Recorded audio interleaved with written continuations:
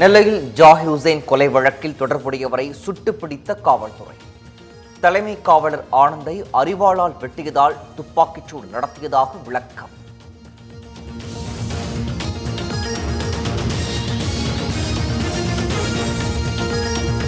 நெல்லை கொலை தொடர்பாக சட்டப்பேரவையில் இபிஎஸ் கொண்டு வந்த கவன ஈர்ப்பு தீர்மானத்திற்கு முதலமைச்சர் ஸ்டாலின் பதில்.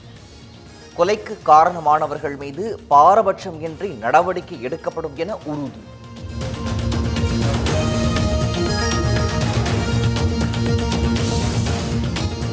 ஜாகிர் ஹுசைன் படுகொலையால் ஏற்பட்ட அதிர்வலை அடங்குவதற்குள் தமிழகத்தில் ஒரே நாளில் அரங்கேறிய 5 கொலை சம்பவங்கள். திருபுவனம் அருகே குறி சொல்பவரை வெட்டி கொன்ற 2 பேர் கைது.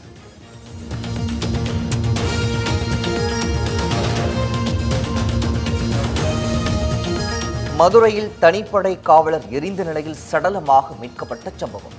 குற்றவாளிகளை கைது செய்யும் வரை உடலை வாங்க மாட்டோம் என கூறி உறவினர்கள் போராட்டம்.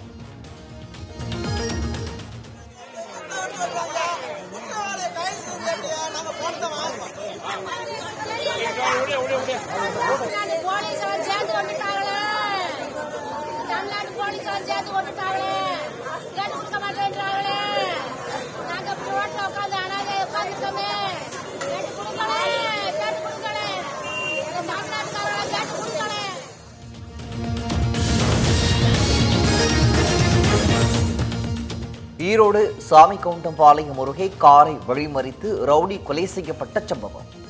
தப்பிச் செல்ல முயன்ற 3 பேரை காலில் சுட்டுப்பிடித்த போலீசார்.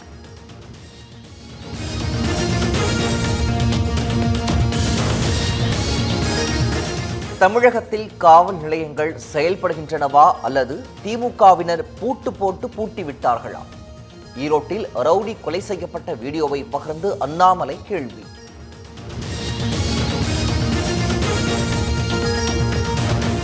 சென்னை ரிப்பன் மாளிகையில் மாநகராட்சி பட்ஜெட் தாக்கல். மின்சாரத்துறை சார்ந்த பணிகளை மேற்கொள்ள 50 கோடி ரூபாய் நிதி ஒதுக்கீடு.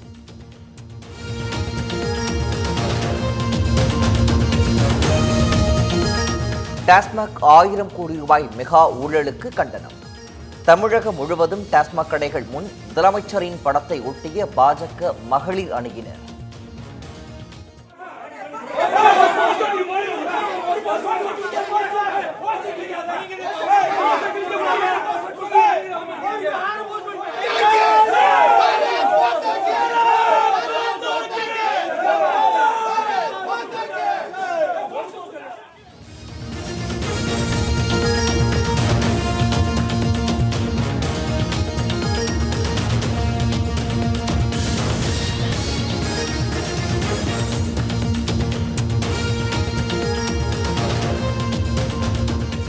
தமிழக மீனவர்கள் 10 பேரை இலங்கை கடற்படை கைது செய்ததாக தகவல். மீனவர்கள் கைது செய்யப்படவில்லை என இலங்கை கடற்படை செய்தி தொடர்பாளர் மறுப்பு.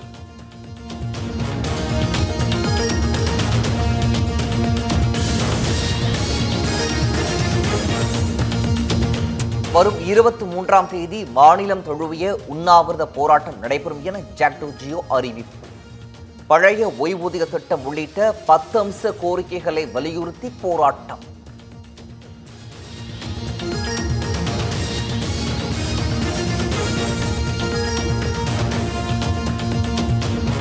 திருவண்ணாமலைக்கு சுற்றுலா வந்த பிரான்ஸ் நாட்டு பெண் பாலியல் வன்கொடுமை. கைதான நபர் கழிவறையில் வழுக்கி விழுந்ததால் காலில் எலும்பு முறிவு.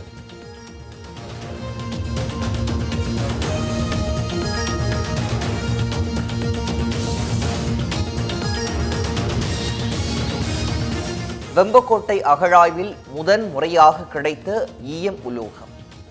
சுடுமண்ணால் ஆன அலங்கரிக்கப்பட்ட பதக்கம் மற்றும் இரும்பும் கண்டெடுப்பு.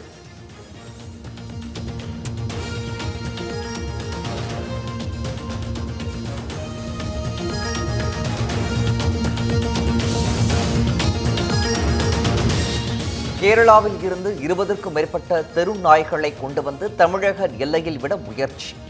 வாகனத்தை விரட்டி பிடித்து காவல் நிலையத்தில் ஒப்படைத்த பொதுமக்கள்.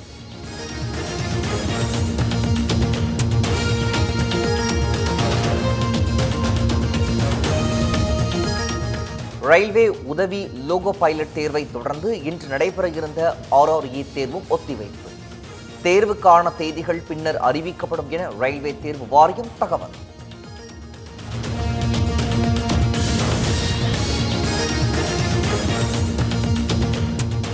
திமுக மற்றும் கூட்டணி கட்சி எம்பிக்கள் தேவையில்லாத கேள்விகளை எழுப்பி நாடாளுமன்ற நேரத்தை வீணடிப்பதாக அண்ணாமலை குற்றச்சாட்டு.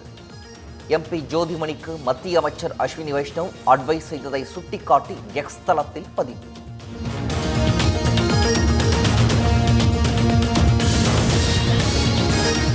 மீனவர்களின் பிரச்சினைக்கு தீர்வு காண அனைத்து வகையிலும் மத்திய அரசு நடவடிக்கை எடுத்து வருகிறது.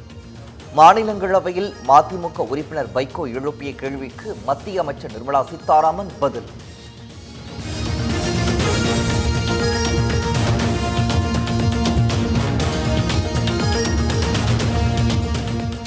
நாடு முழுவதும் பால் உற்பத்தியை அதிகரிக்கும் ராஷ்டிரிய கோகுல் மிஷன் திட்டத்திற்கு நிதி ஒதுக்கீடு. 3400 கோடி ரூபாய் நிதி ஒதுக்கீடு செய்து மத்திய அமைச்சரவை ஒப்புதல்.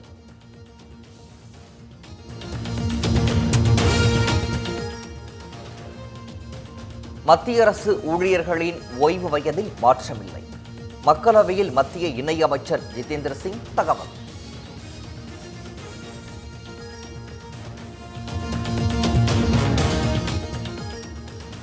பிரதமர் நரேந்திர மோடி அடுத்த மாதம் தாய்லாந்து பயணம். ஏப்ரல் 2 முதல் 4ஆம் தேதி வரை நடைபெறும் பிம்ஸ்டெக் மாநாட்டில் பங்கேற்கிறார்.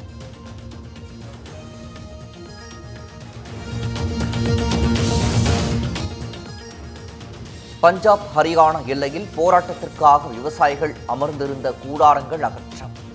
200க்கும் மேற்பட்ட விவசாயிகளை போலீசார் கைது செய்ததால் பதற்றம்.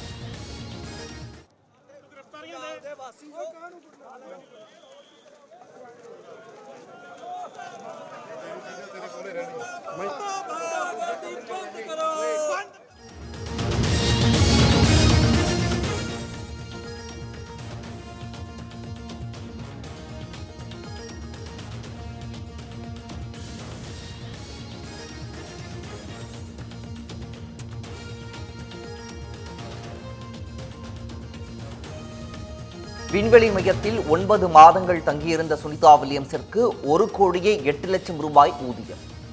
விண்வெளி வீரர் வில்மோருக்கு 1,41,00,000 ரூபாய் ஊதியம் வழங்கப்படும் என தகவல்.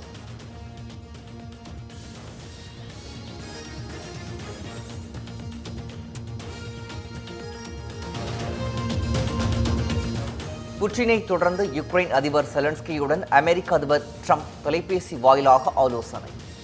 போர் நிறுத்த முயற்சிகள் சரியான பாதையில் செல்வதாக ட்ரம்ப் நம்பிக்கை.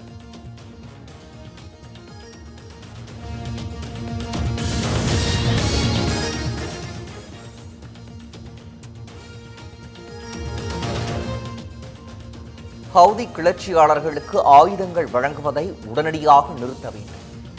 ஈரானுக்கு அமெரிக்க அதிபர் ட்ரம்ப் எச்சரிக்கை.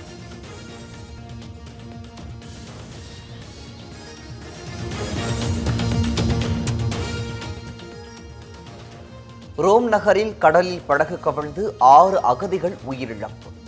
நீரில் மூழ்கி மாயமான 40 பேரை தேடும் பணி தீவிரம்.